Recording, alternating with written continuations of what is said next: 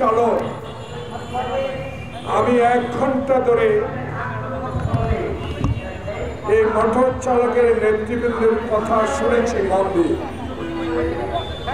তারা আমার মতো ভাষা দিয়ে, আমার ডাক্তার আর মাওলানা আলমগীরের মতো ভাষা দিয়ে কথাগুলো বোঝাতে পারে না। তাদের প্রত্যেকটি কথা মনের কথা, তাদের প্রত্যেকটি দাবি মনের দাবি, প্রত্যেকটি কথা অতীতের দুর্নীতির কথা, প্রত্যেকটি কথাই অত্যন্ত মর্মস্পর্শী। প্রিয় ভাইয়েরা, এই প্রেস ক্লাবের সামনে দীর্ঘদিন 16 বছর কত কথা বলেছি, কত দাবি, কত আকুতি, কত মায়ের দাবি, কত বাবার আকুতি, ছেলেকে নির্মমভাবে পুলিশি নির্যাতনের কথা এই প্রেস ক্লাবে আপনাদের মতো সাংবাদিকদের সামনে প্রকাশ করেছি। আজকে এই দুপুরবেলায় মোটর চালক যারা আজকে এই সভার আহ্বান করেছেন, তাদের মনের কথাগুলো অতীতেও আমরা বলেছি। কিন্তু যিনি আজ ভারতে আশ্রয় নিয়েছেন, যিনি আজ চুরি করে পালিয়ে গেছেন, যিনি আজকে বাংলাদেশকে অর্থনৈতিক মেরুদণ্ড ভেঙে চুরমার করে দিয়েছেন, যিনি বাংলাদেশের সকল সাংবিধানিক প্রতিষ্ঠানগুলোকে ধ্বংস করে দিয়েছিলেন, যিনি আমার মায়ের বুক কালি করেছেন, যিনি চৌধুরী আলমকে গুম করেছেন, যিনি ইলিয়াস আলীকে এখনো আমরা খুঁজে বেড়াচ্ছি, তাকে পাচ্ছি না, এই মর্মস্পর্শ কাহিনীগুলো তৈরি করেছিলেন সেই শেখ হাসিনা ওয়াজেদ আজ নেই। আজকে আমরা স্বাধীন, আজকে আমরা গণতন্ত্রের কথা বলতে পারি, আজকে আমরা মানুষের কথা বলতে পারি, আমরা আজকে সাংবাদিকদের দাবির কথাগুলো তুলে ধরতে পারি। আজকে রাজপথে দাঁড়িয়ে আমরা আমাদের আকুতি বিনতি এই ইন্টেরিয়াম গভর্নমেন্টের কাছে বলার সুযোগ করে দিয়েছে যারা, সেই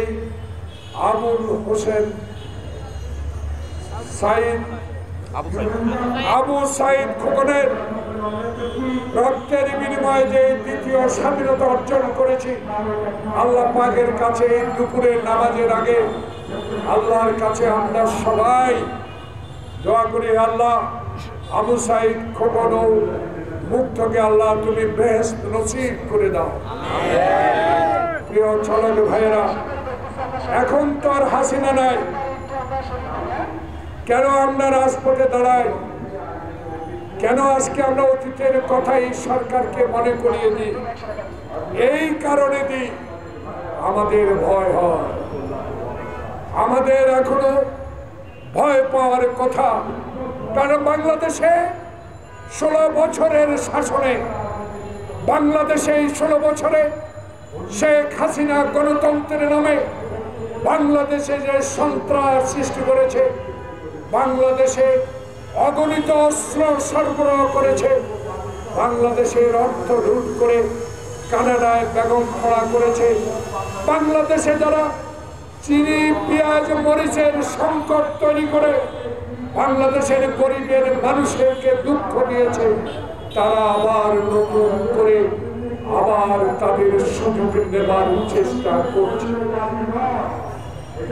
তাই এই তত্ত্বাবধায়ক সরকারকে, ইন্টেরিয়াম গভর্নমেন্টকে এখনো রাজপথে দাঁড়িয়ে আমরা মনে করিয়ে দিতে চাই, তারা যেন আপনার উপরে ভর করে আবার সুযোগ নিয়ে বাংলাদেশের মানুষকে আর শোষণ করার সুযোগ না পায়। তাই মোটর চালকের দাবি এই মুহূর্তে দরকার, এই মুহূর্তে আমাদের প্রয়োজন তত্ত্বাবধায়ক সরকার। আমার প্রিয় নেতা ডক্টর ইউনূস, যারা আপনাকে সহযোগিতা করছে, উপদেষ্টা, আপনারা এক একজন মায়ের সন্তান, বাংলাদেশে আপনাদের ইতিহাস আছে, বাংলাদেশে আপনি মায়ের সর্বশ্রেষ্ঠ সন্তান। আপনারা আজকে ডক্টর ইউনূসের সহযোগী, আপনারা ডক্টর ইউনূসকে সর্বশক্তি দিয়ে উপদেশ দিয়ে বুঝিয়ে দিতে হবে।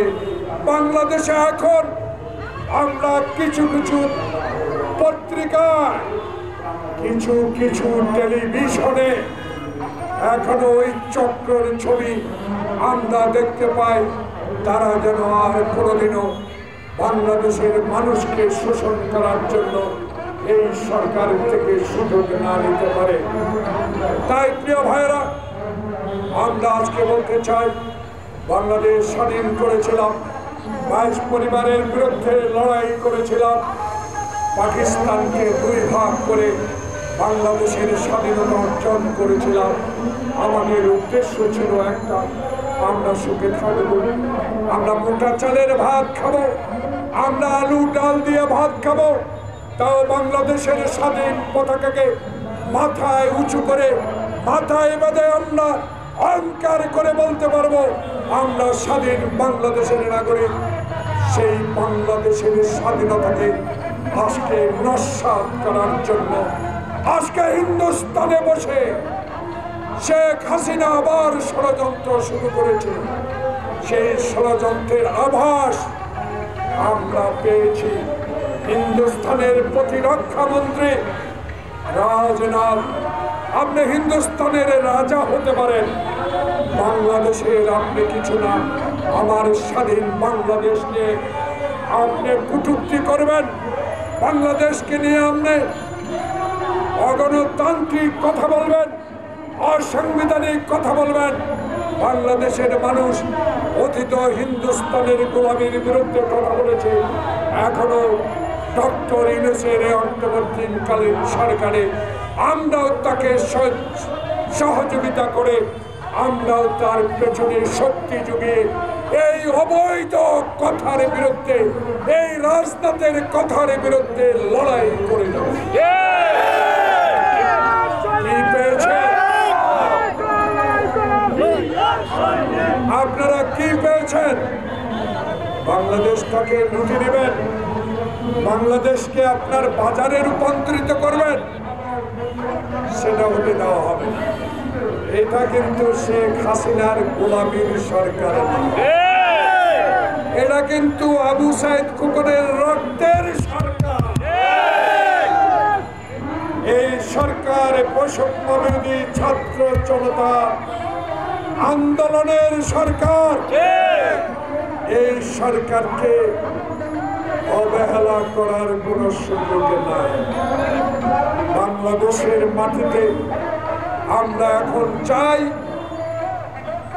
বাংলাদেশে এখন জনগণ চায়, জনাব ইউনূস সাহেব প্রিয় নেতা, আপনাকে পায়ে হেঁটে 14 তলায় উঠে আপনাকে হাজিরা দিতে হয়েছে। আপনার বিরুদ্ধে অসত্য মামলা দায়ের করা হয়েছে। আমি বুঝতে পারি না তাদের অনুসারীরা এখনো কিছু কিছু এলাকায়, কিছু কিছু মন্ত্রণালয় এখনো দায়িত্বে আছে। অনুগ্রহ করেন, দয়া করেন, জনগণ যাতে আবার বলা শুরু না করে। আমার কথা হলো একটা, আপনার কাছে দাবি, এদেরকে অপসারণ করতে হবে। ভাইরা, এখান থেকে 500 গজ দূরে মুক্তিযোদ্ধা মন্ত্রণালয়, এখানে বসে আছে হাসিনার বান্ধবী। 26,000 ভুয়া মুক্তিযোদ্ধা নিয়োগ দিয়ে বাংলাদেশে মুক্তিযোদ্ধাদেরকে অপমানিত করেছে।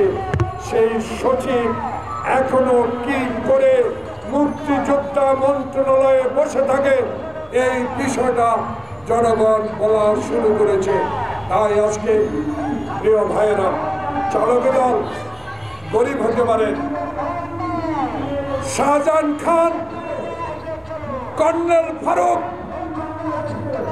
ওই কি মন্ত্রী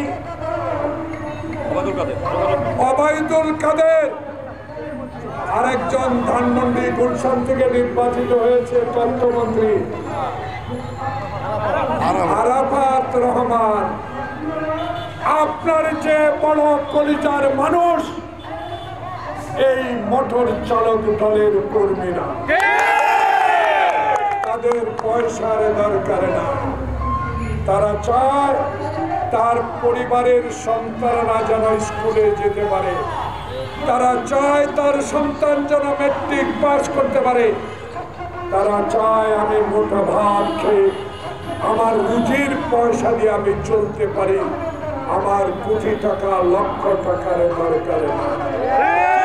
তাই ডক্টর মোহাম্মদ ইউনূস, আপনি একজন প্রিয় ব্যক্তি, আপনার কাছে আমাদের আবেদন থাকবে আপনি দেশটাকে জঞ্জাল মুক্ত করুন। বাংলাদেশে তারেক রহমান বলেছে মৃত ব্যক্তির ভোট যেন আর বাংলাদেশে না হয়, বাংলাদেশে যেন আর দিনের ভোট রাতে না হয়, বাংলাদেশে যেন আর 154 জন বিনা প্রতিদ্বন্দ্বিতায় নির্বাচিত না হয়, বাংলাদেশে যেন টিয়ার কাবিকা চুরি না হয়, বাংলাদেশে যেন আর কোন একটি ব্যক্তি একটি টাকা বিদেশে পাচার করতে না পারে। তাই আপনাদের দায়িত্ব অপরিসীম। ডক্টর মোহাম্মদ ইউনূস, আপনার দায়িত্ব না শুধু বাংলাদেশের 18 কোটি মানুষ আপনাকে সমর্থন দিয়েছে, আপনাকে সহযোগিতার হাত বাড়িয়ে দিয়েছে, তাই বলে আওয়ামী প্রেতাত্মারা আবার বাংলাদেশে এসে এই অন্তর্বর্তী সরকারকে রাজনৈতিকভাবে হেয় প্রতিপন্ন করবে, সেটা বাংলার মানুষ কোনোদিনও হতে দেবে না। তাই আসুন সকলে মিলে যেভাবে 71-এর স্বাধীনতা করেছি, যেভাবে 52-এর ভাষা আন্দোলন করে মায়ের ভাষা প্রতিষ্ঠা করেছি, যেইভাবে 1962 সালে শিক্ষা কমিশন রিপোর্টের বিরুদ্ধে আন্দোলন করে আমরা আমাদের অধিকার প্রতিষ্ঠা করেছি, যেইভাবে আমরা আবু সাঈদ খোকন মুগ্ধের পাশে জনতা দাঁড়িয়ে আপনাকে পালিয়ে যাওয়ার ব্যবস্থা করেছি, বাংলাদেশেও এই ইন্টারিয়াম গভর্নমেন্ট আপনি আওয়ামী লীগের দুঃশাসন থেকে মানুষকে মুক্ত করে দিয়েছেন। সামনের দিকে যেন মানুষ আপনার প্রতি ভরসা থাকে, আপনি বাংলাদেশে আর একজন লোক দুর্নীতি করতে দিবেন না। তাই দেশের মানুষ দুর্নীতি মুক্ত সমাজ চায়, যেই সমাজে আপনি বহুল আলোচিত একজন গুণী ব্যক্তি, সেই গুণী ব্যক্তির কাছে চালক দলের পক্ষ থেকে আবেদন জানাই, আসুন আমরা আপনার সাথে আছি, আপনার সাথে থাকবো, তবে যেন জনপ্রতিনিধিদের হাতে ক্ষমতা হস্তান্তর করতে দীর্ঘমেয়াদী সময় না নেওয়া হয়। এর মধ্যেই সকল রাজনৈতিক দলের মতামত নিয়ে আমি আশা করব বাংলাদেশে দ্রুত যত সম্ভব আওয়ামী লীগের এই দুঃশাসনে যারা সহযোগিতা করেছে তাদের থেকে বাংলাদেশকে ন্যায় করার জন্য জনপ্রতিনিধির হাতে ক্ষমতা হস্তান্তর করা হোক। আল্লাহ আপনাদেরকে সহায়ক। বাংলাদেশ চালক সমিতি।